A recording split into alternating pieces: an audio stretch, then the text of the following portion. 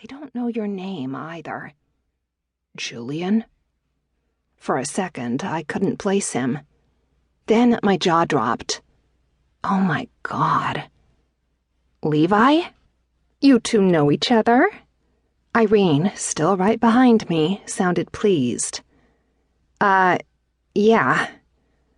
Levi and I looked at each other, half stunned, half embarrassed. He took his hands from my upper arms, and I immediately felt unbalanced. We've, Our eyes locked, exchanging a silent word. Fucked. Met. Levi finished my sentence, his lips tipping up. I smiled, too. What we'd done was have fumbling, frantic sex in a dorm utility closet the way only two desperately hormonal and drunk college students can do. To this day, every time I think about that encounter, I go a little weak in the knees. Was it horrible that I didn't know his last name? Isn't this wonderful? Irene looked back and forth between Levi and me, smiling approvingly. And just look how nice and tall he is, Jillian. My word, he must be over 6 feet. You should ask her to dance, she ordered him.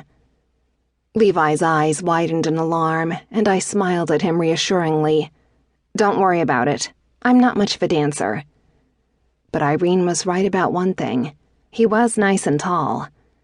He had a few solid inches on me, and at 5'8" plus my 4-inch heels, that was pretty impressive. He wore a black suit with a white dress shirt, and the knot in his tie was loose and a little haphazard, as if he'd been in a rush to get dressed. His dark hair was parted on the side, longer on top and neatly combed back. Something stirred inside me. Something I hadn't felt in a long time. At least not without charging up Magic Mike first. And Mike had 3 speeds, 7 functions, and rotating ball bearings, so this was pretty impressive. How about a drink instead? I asked. He smiled, looking relieved. I'd like that. Perfect. Taking his elbow, I steered him toward the patio bar, tossing a placating smile at Irene over my shoulder.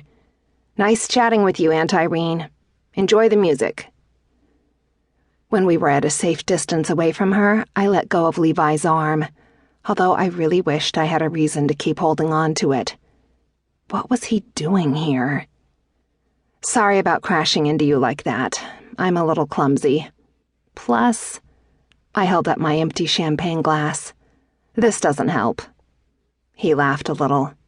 I didn't mind. So, I tried to think of where to begin, since, hey, remember that time we banged in a closet? Seemed a little too off color for this occasion. It's been a while. I almost didn't recognize you. Grinning, he ran a hand over his chin. Didn't have the beard back in college. I like it. I liked it a lot, actually. He'd been tall, skinny, and cute at 21, all arms and legs, floppy hair, and cocky smile. But he was tall, broad, and gorgeous at 32. I glanced at the darkening sky. Please, God, please let him be single. Thanks. My son likes it too. I gave God the stink eye. Wow, you have a son? Yes. We reached the bar and stood in the short line. Scotty. How old is he? He's 8. Got a picture? He pulled out his phone and scrolled through a couple photos before handing it to me. On the screen was an adorable young boy sitting on a swing.